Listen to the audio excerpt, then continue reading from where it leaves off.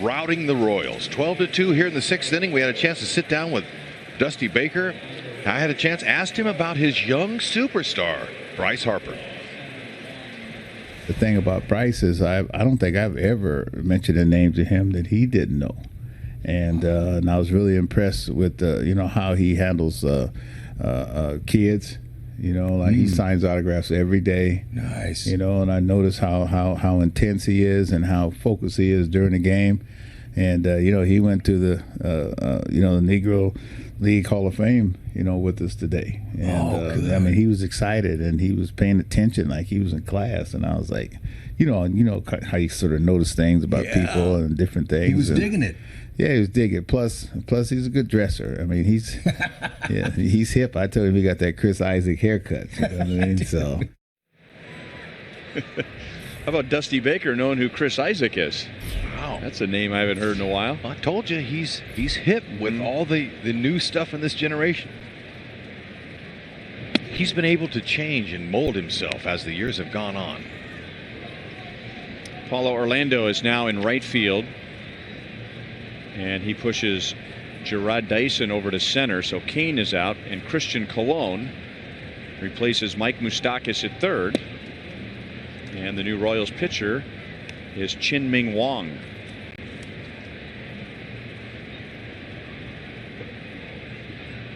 And I think what Dusty Baker was getting at, without saying it, is that a lot of today's players don't know much about baseball history. Daniel Murphy is a triple shy of hitting for the cycle. That's his second single. He's also doubled and homered. He has scored 3 and driven in 3. But today's player, and this is true for every generation. I mean, I'm sure players that came up in the 70s were criticized by the veterans that they didn't know baseball history. But Bryce Harper, we hear, and Dusty Baker confirms it, is not only interested in baseball today, but baseball back then. And Joel shared with us on Monday that one of the players he admired, obviously watching on videotape, was George Brett, and plays with maybe not the exact same, but a lot of the same intensity that George played with. George was with us on Monday night and considered that a huge compliment. Yeah, but that's impressive for a young man as young as he is to take time and be concerned about the history of the game. And this is a guy, Harper, we talked about him being on the cover of Sports Illustrated as a young teenager. He knew this is going to be his profession all along, so he probably was studying him back in his early days. He was studying baseball.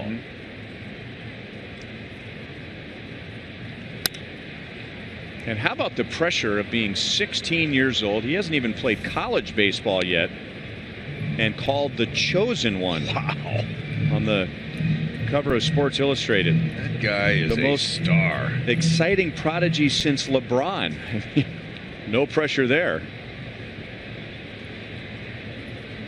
And I'm sure that wasn't Tom Verducci's idea for the title on the cover. He just wrote the story. Love it. See the hills of Las Vegas in the background there, where he grew up. Training with Chris Bryant. All right. Similar swings too.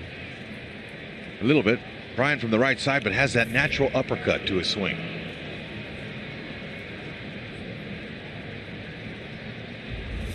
Let's take a look at the home run swing here off Dylan G.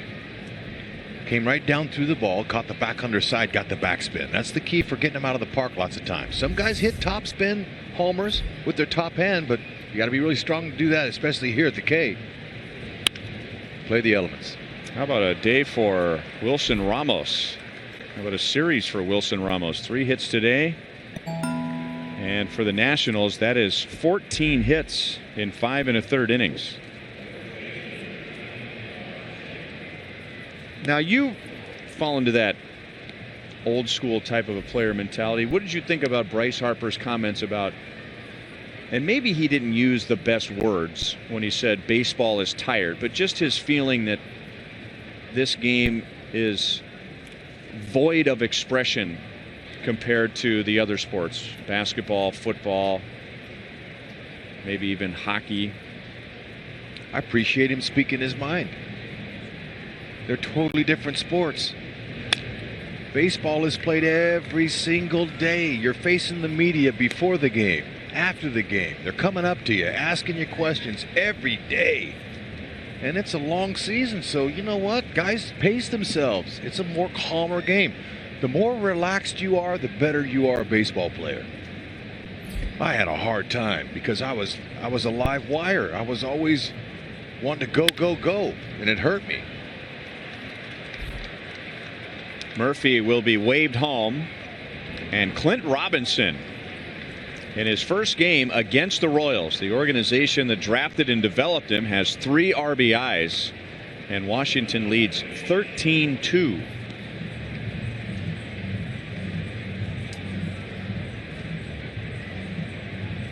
And I think people in Kansas City could relate to what Bryce Harper had to say, because one of the most endearing qualities of the Royals is how much energy and emotion that they play with.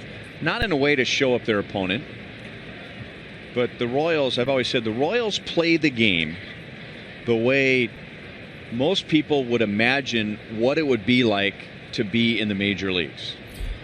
So when you played Little League or you played high school and you got a big hit, or one of your teammates got a big hit, everyone's jumping up and down in the dugout and high-fiving each other and, you know, showing excitement. But somewhere along the way in baseball's history, once you got to the major leagues, that was tamped down.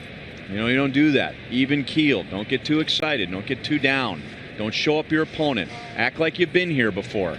And I agree with Bryce Harper. Those are just tired cliches. As long as you're not, I mean, if you're celebrating a big hit in a big game, how is that disrespectful to the game? I'd like to have $1 for every veteran. Every time a veteran would tell me, act like you've been here before. You're exactly right. I mean, the game is passed down generation after generation after generation. That's a player, especially when he gets 8 to 10 years in. He's getting close to the end of his career. That time, you know you're going to be gone.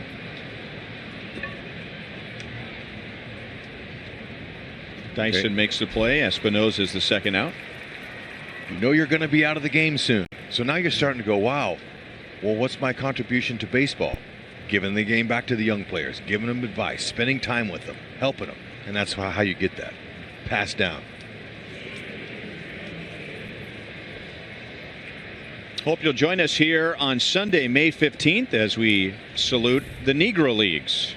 Make sure to purchase a theme ticket to receive an exclusive Charlie Hustle brand t-shirt, a seat for the Royals game, and contribute a $5 donation to the Negro Leagues Baseball Museum. No balls and 1 strike on Michael Taylor. So I think for a lot of fans, you know, and younger fans these days, they watch baseball and they think, gosh, how cool would it be to get a big hit in the big leagues? And then you watch a player get a big hit in the big leagues and you think, oh, well, I guess it's not that cool because he just put his head down and went in the dugout and got a couple pats on the back. But I think the Royals there have been individuals along the way, but I think the Royals are responsible as a team of bringing some of that joy, youthful enthusiasm to the major league level. And it's welcomed. Good talk, Hud. Good talk.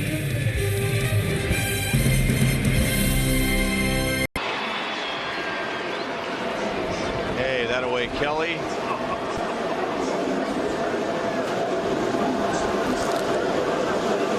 Easy. Wow, that's 3 bites in 1 for most people. Well, we mentioned Salvi possibly coming into the game, and as Eric Hosmer is ejected, Paulo Orlando and Christian Colon had just gone into the game. Orlando in right, Colon at third. So Salvi and Terrence Gore were the only Royals still on the bench. So Salvi plays first base for just the 3rd time in his major league career. He played first, I want to say, the very last regular season game of 2014 in Chicago. Remember? That's right. Make that 2013. That's right. The Royals had been eliminated from the playoffs in Seattle on that final road trip. Then they went to Chicago. And remember, Salvi had some trouble with the sun on a pop-up at first base, as he loved it, his teammates loved it. And he gets tested right away. Good stretch, good form. And the crowd loves it. Salvi got a huge ovation when he was announced into the game, and an even bigger ovation as he handles that easy throw from Chien-Ming Wang. Well, I have a comparable for Salvi over there at first base, and it would be a compliment to Salvador Perez. If I'm gonna tell him tomorrow when I see him on the airplane, you look like Andres Galarraga, the Grande Gato, star Venezuelan, has some of the best numbers as a big leaguer out of that country. And that's who he looks like. Galarraga was a big man, and they called him Grande Gato because he was a big cat and he could run. He had quickness, that he could move left and right. He was a fantastic player in his day. And you know what else? He had as big a smile as Salvi. He played with joy, the same kind of energy. I believe he hit 400 home runs or 399. He ended his career with 399. Galarraga. Salvi's having a tremendous conversation with Jim Reynolds, the first base umpire. He'll get tested again, this time from Cologne. There Salvi. The crowd loves it.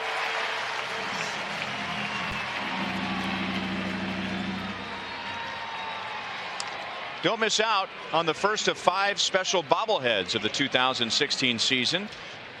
Saturday, May 14th, with the Braves in town, the first 20,000 fans through the gates will get a Ned Yost bobblehead presented by Commerce Bank.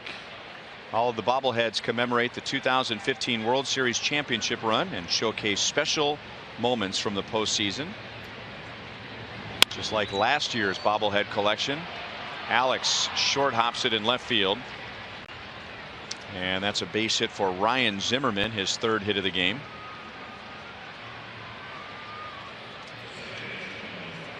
Zimmerman messing with Salvi, saying, hey, I should have pushed a bunt to you.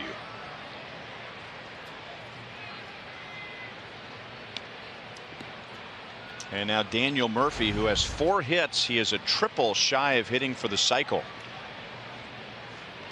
He has tied a career high with his 4 hits. And if there's a place to hit a triple, Kauffman Stadium is it.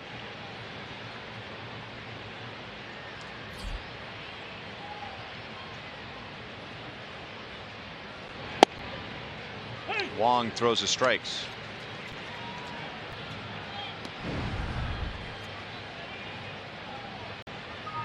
Christian Guzman was the first Nationals player to hit for the cycle. Guzman was later traded to the Rangers, and someone who was considered a throw-in in that trade was Tanner Roark. Good move there. That's a great trade.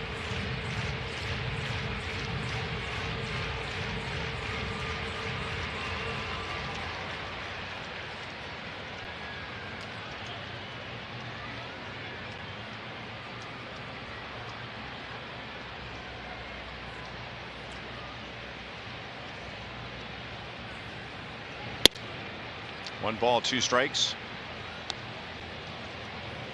You know, you can get triples, really doesn't have to be in one area. Like some ballparks aren't triples ballparks, and there's only one spot you hit it in where you have a chance.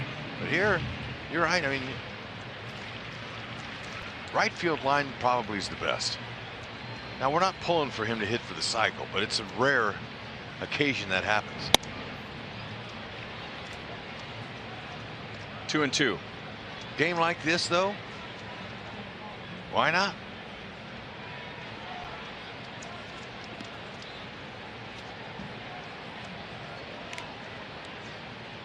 Bad experience that Murphy had last year in October here at the K. Come back with the Nationals, and he's raking.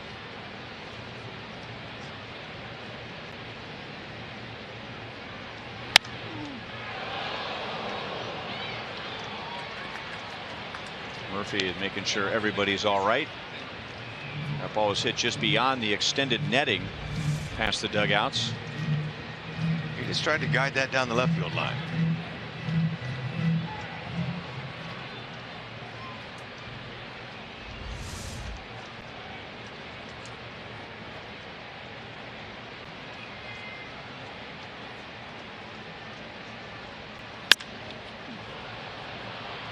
Dyson runs into left center field, and that's the inning. Stretch time at Kauffman Stadium. All Washington today.